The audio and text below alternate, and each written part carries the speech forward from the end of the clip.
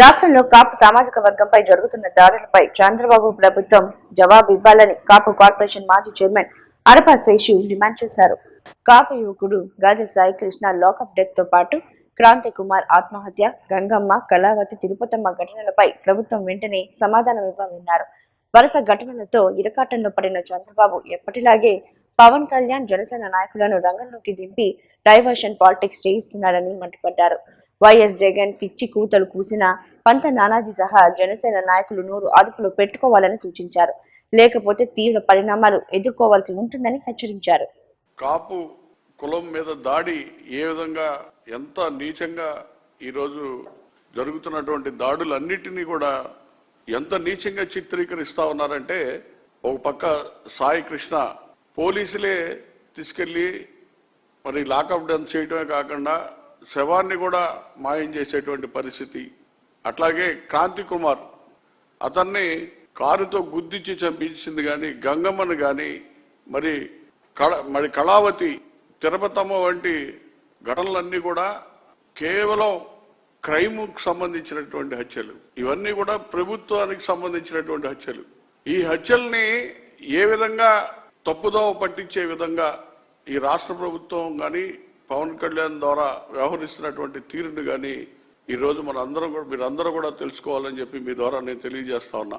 నాయకుడే రోడ్డు మీదకి వచ్చి మాట్లాడండి అని చెప్పి వాళ్ళ ఎమ్మెల్యేలకి, వాళ్ళ అనుయాయులకి ప్రోత్సహించేటువంటి పరిస్థితిని దయచేసి మీ ద్వారా నేను చూడమని చెప్పి ప్రార్థిస్తా ఉన్నా. ఎందుకంటే ఒక వ్యక్తిని పోలీస్ కస్టడీలో చనిపోతే దాన్ని బాధ్యులను చేయవలసినటువంటి బాధ్యత హోమ్ మినిస్టర్ మీద కానీ, డీజీపీ మీద కానీ, పోలీస్ కమిషనర్ మీద కానీ అందరి మీద ఉంటుంది. మరి అటువంటి పరిస్థితుల నుంచి పక్కదోవ పట్టించడానికి వైఎస్ఆర్సీపీ ఆత్మీయ సమావేశం అనేది ఒక పిలుపునిస్తే దాన్ని వంకబెట్టుకొని పవన్ కళ్యాణ్ గారిని తీసుకొచ్చి దాని గురించి మాట్లాడించి ఆఖరికి వైఎస్ఆర్సీపీలో ఉన్నటువంటి కాపుల్ని గోండాలుగా చిత్రీకరించినటువంటి పరిస్థితి, ఎంత దౌర్భాగ్యమైన పరిస్థితిని మనం చూస్తా ఉన్నాం అనేది దయచేసి మీరు గమనించమని చెప్పి మీ ద్వారా వేడుకుంటా ఉన్నా. మరి నిన్న మాట్లాడారు కందులు దుర్గేష్ గారు. పవన్ కళ్యాణ్ గారు రోడ్డు మీదకి రాగానే నానాజీ గారు వచ్చేసాడు, కందులు దుర్గేష్ గారు వచ్చేస్తారు. వీళ్ళందరూ కూడా మొన్నటిదాకా 2 సంవత్సరాల పాటు వీళ్ళు ఎక్కడున్నారన్నా అని చెప్పి నేను అడుగుతా ఉన్నా. మీకంటూ ఒక విలువ ఉందా, ఒక వాల్యూ ఉందా? మరి కందులు దుర్గేష్ గారు అసలు కాపు కార్పొరేషన్ నిర్విరామం అయిపోయిందని చెప్పి నిన్న ఆయన బహిరంగంగా ప్రకటించారు. 2 సంవత్సరాలు కావస్తుంది కూటమి ప్రభుత్వం వచ్చి, ఈగలు కూడా ఆ కార్పొరేషన్ ఆఫీసుకి పోవటంలే. ఈ రాష్ట్రంలో ఒక్క నిధి కార్పొరేషన్ ద్వారా ఇచ్చినటువంటి దాఖలు లేదు. మరి రాష్ట్రంలో జగన్మోహన్ రెడ్డి గారి పరిపాలనలో కోవిడ్ వచ్చి 2 సంవత్సరాల్లో కూడా ఎక్కడ కాపు మహిళలు బయటికి రాకుండా కూడా వాళ్ళకి సంక్షేమ పథకాలు ఇంటికి తీసుకెళ్లి ఇచ్చినటువంటి పరిస్థితులు జగన్మోహన్ రెడ్డి గారి పరిపాలనలో జరిగింది. మరి అటువంటి పరిపాలనా విధానాన్ని తప్పుపట్టడానికి కాపు నేస్తం ద్వారా 2400 కోట్లు ఇవ్వడం జరిగింది. బహిరంగ చర్చకి సిద్ధమంటే రమ్మని చెప్తా, ఛాలెంజ్ చేసి చెప్తా ఉన్నా. ఎక్కడైనా సరే బహిరంగంగా పబ్లిక్ లో మాట్లాడుకుందాం రమ్మని చెప్పి కందులు దుర్గేష్ మీ ద్వారా నేను తెలియజేస్తా ఉన్నా. రైతులకు నేరుగా పెట్టుబడి సాయం అందించే అన్నదాత సుఖీభవ పథకాన్ని ప్రభుత్వం అమలు చేస్తుందని టీడీపీ రాష్ట్ర అధికార ప్రతినిధి అప్పసాని రాజేష్ తెలిపారు. వచ్చే రబీ సీజన్ నుంచి రైతులకు కేంద్ర రాష్ట్ర ప్రభుత్వాల వాటాలతో కలిపి ఎకరానికి 7,000 రూపాయల చొప్పున ఆర్థిక సాయం అందించనున్నట్లు చెప్పారు. గతంలో చంద్రబాబు హయాంలో అమలైన రైతు సంక్షేమ పథకాలను జగన్ ప్రభుత్వం నిలిపివేసిందని విమర్శించిన ఆయన రైతు సంక్షేమానికి కూటమి ప్రభుత్వం ప్రాధాన్యత ఇస్తుందన్నారు. 2014-19 మధ్యకాలంలో చంద్రబాబు నాయుడు గారి ప్రభుత్వం సుమారుగా 46 లక్షల మందికి పైగా 50,000 లోపు రుణాలున్న రైతాంగానికి ఒకే దఫా వ్యవసాయ రుణాలని రద్దు చేసిన నేపథ్యం మనం ఒకసారి గుర్తు చేసుకుందాం. అలాగే 1,50,000 వరకు రైతు రుణ విమోచన చేస్తాను అని చెప్పని చేసిన వాగ్దానాన్ని నిలుపుకుంటూ 2019 ఎన్నికలకు ముందు 3 విడతలు రుణమాఫీ జమ చేసిన తీరు, అలాగే 4-5 విడతల రుణమాఫీకి సంబంధించి కూడా ప్రభుత్వ పరంగా జీవో విడుదల చేసిన నాడు ప్రతిపక్షంలో ఉన్న జగన్మోహన్ రెడ్డి ఎన్నికల సంఘానికి ఫిర్యాదు చేసి, అలాగే 2019లో తన అధికార బాధ్యతలు చేపట్టిన తర్వాత ఆ జీవోని అమలు చేయని తీరు కూడా ఒకసారి గుర్తు చేసుకోవాలి. ఇదే సందర్భంలో అగ్రికల్చర్ మెకనైజేషన్కి ప్రాధాన్యత ఇస్తూ 2014-19 మధ్యకాలంలో చంద్రబాబు నాయుడు గారి ప్రభుత్వం సుమారుగా 26,000 ట్రాక్టర్లని రైతు రథం పేరిట రాష్ట్ర వ్యాప్తంగా ఉన్న రైతాంగానికి సబ్సిడీ ద్వారా అందించడం జరిగింది. ఇదే క్రమంలో ఆ రోజున అగ్రికల్చర్ మెకనైజేషన్కి అత్యంత ప్రాధాన్యత ఇస్తూ సబ్సిడీ ద్వారా హార్వెస్టర్లు, రోటివేటర్లు, బేలర్లు, తైవాన్ స్ప్రేయర్లు, మల్చింగ్ షీట్లు లాంటి అగ్రికల్చర్ యాంత్రీకరణకి ఉపయోగపడే ప్రతి పరికరాన్ని లక్షలాది మంది రైతులకి సబ్సిడీ ద్వారా అందించింది చంద్రబాబు నాయుడు గారి ప్రభుత్వం. అదే సందర్భంలో రైతులకి టార్పాలిన్లు, సిల్ఫాలిన్ లాంటి అంటే పంటలు ఆరబెట్టుకోవడానికి, అలాగే వర్షాలు లాంటి వాటి నుంచి పంటలను కాపాడుకోవడానికి ఉపయోగపడే పట్టాలను కూడా సబ్సిడీ ద్వారా అందించిన నేపథ్యం చంద్రబాబు నాయుడు గారిది. అటువంటి చంద్రబాబు నాయుడు గారి ప్రభుత్వం ఇరిగేషన్ రంగానికి కూడా, ఎందుకంటే ఇవాళ వ్యవసాయం సక్రమంగా కొనసాగాలి అని అంటే రైతుకి సాగునీరు అవసరం. ఆ సాగునీరు అవసరాన్ని దృష్టిలో పెట్టుకున్న చంద్రబాబు నాయుడు గారి ప్రభుత్వం నీరు చెట్టుతో కలిపి 2014-19 మధ్యకాలంలో 5 సంవత్సరాల టెన్యూర్లో 68,000 కోట్ల రూపాయలు ఇరిగేషన్ రంగం మీద ఖర్చు పెట్టడం జరిగింది. ముఖ్యంగా రాయలసీమ అక్కడున్న దుర్భిక్ష పరిస్థితుల్ని, అక్కడున్న కొద్దిపాటి నీటి వనరుల్ని దృష్టిలో ఉంచుకొని ఆ ప్రాంతానికే డెడికేటెడ్గా ఆ ప్రాంత ప్రాజెక్టులను పూర్తి చేయడం కోసం 12,500 కోట్ల రూపాయలు ఖర్చు పెట్టిన పాలన చంద్రబాబు నాయుడు గారిది. వ్యవసాయం, జలవనరుల అభివృద్ధికి అత్యంత ప్రాధాన్యత ఇస్తూ గన్నవరం ఎమ్మెల్యే ప్రభుత్వ విప్ యార్లగడ్డ వెంకట్రావు ముందుకు సాగుతున్నారని టీడీపీ నాయకులు తెలిపారు. గన్నవరం పార్టీ కార్యాలయంలో నిర్వహించిన విలేకరుల సమావేశంలో పోలవరం కుడి కాలువ, ఏలూరు కాలువ అనుసంధాన ప్రాజెక్టులు 38 కోట్ల పరిపాలన అనుమతులు లభించడం నియోజకవర్గ రైతాంగానికి శుభ పరిణామమని తెలిపారు.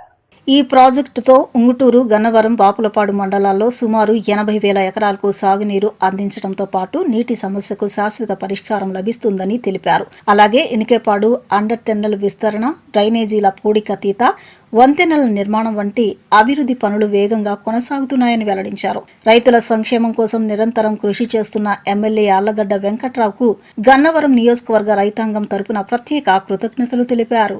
రాష్ట్రంలో ఉన్న ఎన్డీఏ ప్రభుత్వం వ్యవసాయం అట్లాగే జలవనరులను అధిక ప్రాధాన్యత ముందుకెళ్తా ఉంది. అట్లాగే మన గౌరవ శాసనసభ్యులు ప్రభుత్వ యార్లగడ్డ వెంకట్రావు కూడా రాష్ట్ర ప్రభుత్వం ఇచ్చిన సూపర్ 6 తో పాటు మన సూపర్ 6 కూడా ప్రకటించి ఆ సూపర్ 6 లో ఆరోదైనటువంటి ఏలూరు కాలువ నుంచి మన పోలవరం కుడి కాలువ నుంచి ఏలూరు కాలువకు అనుసంధానం చేసే ప్రాజెక్టుని కూడా చేర్చడం జరిగింది. ముఖ్యంగా మన కృష్ణా డెల్టాలో ఏలూరు కాలువకి సంబంధించి ఆయకట్టుకు నీరు రావాలంటే పైనుంచి నీరు రానప్పుడు పోలవరం కుడి కాలువ నుంచి గోదావరి జలాలని మన పవిత్ర సంగమం దగ్గర తీసుకెళ్లి మళ్ళీ అక్కడి నుంచి బ్యారేజ్ ద్వారా అక్కడి నుంచి మళ్ళీ మనం ఏలూరు కాలువ రావాలంటే మన నియోజకవర్గం రావాలంటే 100 కిలోమీటర్లు ప్రయాణిస్తాం కానీ రావట్లేదు. విజయవాడ వ్యర్థాలన్నీ కూడా కలవటం వల్ల అనేక రకాలైనటువంటి అడ్డంకుల వల్ల మనకు నీరు రావట్లా. ఈ పరిస్థితిలో మనకి దీనికి నీరు రావాలంటే గోదావరి జలాలు సప్లిమెంట్ చేయాలనే ఉద్దేశంతో ప్రతిపాదించడం జరిగింది. మన శాసనసభ్యులు వారు ఎమ్మెల్యే అయిన వెంటనే అంతకుముందు శాంక్షన్ అయిన 15 కోట్లకు ఇది ఎస్టిమేట్ రేట్లు పెరగటం, అందులో ల్యాండ్ ఎక్విజిషన్ అయ్యి లేకపోవటం వల్ల మనం మళ్ళీ ఎమ్మెల్యే గారు మన ముఖ్యమంత్రి గారి దృష్టికి తీసుకెళ్లి దీన్ని రీఎస్టిమేట్ చేయించడం వల్ల మళ్ళీ అది పోలవరం కుడి కాలువ ఏదైతే ఉందో మన బాపులపాడు మండలం బండారుగూడెం దగ్గర 137 కిలోమీటర్ నుంచి అక్కడి నుంచి మల్లిగాని చెరువుకి వెళ్ళి మల్లిగాని వాగు ద్వారా ఏలూరు కాలువ 36 కిలోమీటర్ దగ్గర మన తేలపోల దగ్గర కలవటం అనేది ప్రధాన లింక్. ఇది గన్నవరం నియోజకవర్గం తరఫున ప్రజలు అందరూ నాయకులు కూడా మన ఎమ్మెల్యే గారికి అట్లాగే మన సీఎం గారు అట్లాగే పవన్ కళ్యాణ్ గారిని, ఇరిగేషన్ మినిస్టర్ రామానాయుడు గారిని ముందుగా అభినందించుకోవాలి. దానికి మనందరం కూడా ఎందుకేనంటే పోలవరం కాలువ నుంచి ఏలూరు కాలువలోకి వాటర్ డైవర్షన్ బండారుగూడెం దగ్గర జరగటం అది అనేది దాని వలన మన చుట్టుపక్కల ఈ వ్యవసాయానికి పారుదల కానీ అట్లాగే మంచినీటికి ప్రవాహంగా దరిదాపులు 1650 చెరువులకు కానీ మంచినీరు వెళ్ళటం వలన అట్లాగే పోలవరం నీరు సహజంగా సారవంతమైన వాటర్ వస్తుంది. మాట్లాడవలసిన సమయంలో మౌనంగా ఉండాల్సిన టైంలో మాట్లాడినా రెండు తప్పే అంటాడు. ఈరోజు మాట్లాడాల్సిన విషయం ఏంటంటే ఆ యొక్క పోలవరం కుడి కాలువ ప్రాజెక్టు ఎప్పుడైతే 2024 ఎలక్షన్ కు ముందే దీన్ని హామీల్లో ఒకటిగా చేర్చి గెలిచిన నాటి నుంచి కూడా నేటి వరకు కూడా ఆయన చేసిన కృషి, ఆయన సంకల్పం, నిరంతర శ్రమ, బాధ్యతతోనే ఈ రోజు గన్నవరం నియోజకవర్గ ప్రజల కళ నెరవేరిందని చెప్పడంలో ఎటువంటి సందేహం లేదు. ఆ యొక్క బాధ్యత పేరే యార్లగడ్డ వెంకట్రావు గారు. విజయం సాధించిన తర్వాత ఎంతో మంది మాట్లాడుతూ ఉంటారు, కానీ ఆ విజయం కోసం తొలి అడుగు వేసిన నాటి నుంచి నేటి వరకు కూడా దాన్ని కొనసాగించిన వ్యక్తులే చరిత్రలో నిలిచిపోతారు. మరి పోలవరం కుడి కాలువ బండారుగూడెం దగ్గర 137.2 కిలోమీటర్ల నుంచి మల్లిగాని వాగు చెరువు, అక్కడ నుంచి మల్లిగాని వాగు వరకు కూడా 5.4 కిలోమీటర్లని మరి లింక్ ఛానల్ గ్రావిటీ ద్వారా వాటర్ వచ్చేటట్టు చేసి మరి దానికి సుమారు 38.2 కోట్లు 20 లక్షల రూపాయలకు శాంక్షన్ చేయించిన ప్రప్రదంగా మన గౌరవ శాసనసభ్యులు యార్లగడ్డ వెంకట్రావు గారికి ముందుగా నా ధన్యవాదాలు, రైతాంగం తరఫున నా ధన్యవాదాలు తెలియజేసుకుంటున్నాం. ఇది మా ప్రాంతం బాబులపాడు మండలంలో కాలువ కింద ఉన్నటువంటి గ్రామాల్లో రైతాంగాలకు ఒక చిరకాల వాంఛలాగా తయారైంది. అటువంటి విషయాన్ని శాసనసభ్యుల వారు ముందే గుర్తించి ఎలక్షన్కు ముందే మరి సూపర్ 6 నియోజకవర్గ సూపర్ 6లో దీన్ని ప్రకటించి దాన్ని సాధించేంత వరకు కూడా నిద్రపోకోకుండా ఆయన మమ్మల్ని ఎప్పటికప్పుడు మానిటరింగ్ చేస్తూ మమ్మల్ని ఎప్పటికప్పుడు ఎలక్ట్ చేసి మరి అనుక్షణం మమ్మల్ని మాతో మాట్లాడుతూ అధికారులకు ఆదేశాలు ఇస్తూ మరి పై అధికారులైనటువంటి చీఫ్ సెక్రటరీలు కానీ రాజకీయంగా పెద్దలందరితో కూడా మరి సంభాషించి దీన్ని శాంక్షన్ చేయించినందుకు వారికి రైతాంగం తరపున మరొకసారి ధన్యవాదాలు తెలియజేసుకుంటున్నాం. గుంటూరు జిల్లా తాడేపల్లి మండలంలోని ఉండవల్లిలో నల్లమట్టి లారీల నిర్లక్ష్యం వాహనదారులకు ముప్పుగా మారింది. లారీల నుంచి రోడ్డుపై పడుతున్న మట్టి వర్షానికి బృదగా మారడంతో ద్విచక్ర వాహనదారులు తరచూ ప్రమాదాలకు గురవుతున్నారు. ఉండవల్లి కోస్టల్ బ్యాంక్ టర్నింగ్ వద్ద పరిస్థితి మరింత ప్రమాదకరంగా మారిందని స్థానికులు ఆందోళన వ్యక్తం చేస్తున్నారు. మంగళగిరి తాడేపల్లి మున్సిపల్ కార్పొరేషన్ పరిధిలో ఉండవల్లిలో నిబంధనలకు విరుద్ధంగా నల్లమట్టి తరలిస్తున్న లారీల కారణంగా రోడ్డుపై మట్టి పేరుకుపోతోంది. వర్షం పడినప్పుడల్లా అది బురదగా మారి ప్రమాదాలకు దారితీస్తోంది. ఇటీవల కురిసిన వర్షాల సమయంలో ఉండవల్లి కోస్టల్ బ్యాంకు టర్నింగ్ వద్ద పలువురు ద్విచక్ర వాహనదారులు జారి గాయపడినట్లు స్థానికులు చెబుతున్నారు. అధికారుల నిర్లక్ష్యంతో ఈ సమస్య పదే పదే పునరావృతం అవుతుందని ప్రజలు ఆగ్రహం వ్యక్తం చేస్తున్నారు. ప్రజల ప్రాణాలతో చెలగాటమాడుతున్న లారీ యజమానులపై కఠిన చర్యలు తీసుకోవాలని, ప్రమాదకరంగా మారిన రహదారిని వెంటనే శుభ్రం చేసి మట్టి లారీల రవాణాపై నియంత్రణలు విధించాలని స్థానికులు డిమాండ్ చేస్తున్నారు. ఇప్పటికైనా అధికారులు స్పందించి తగిన చర్యలు తీసుకోవాలని అన్నారు.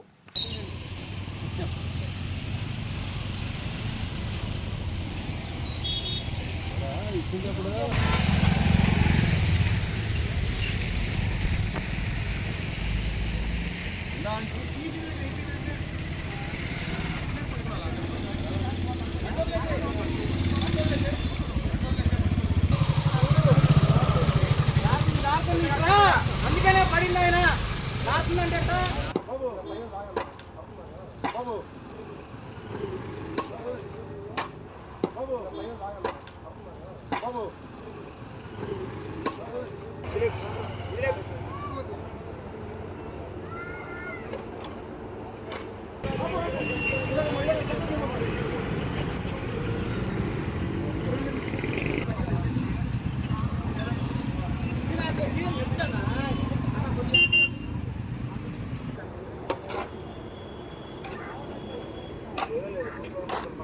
విజయవాడ నగరపాలక సంస్థ 50 డివిజన్లోని టీఎస్పీ వీధిలో ఈదురుగాలులు వర్షం కారణంగా భారీ వేప చెట్టు కొమ్మ విరిగి లక్ష్మి మరియు శంకర్ కు చెందిన రేకుల ఇళ్లపై పడింది.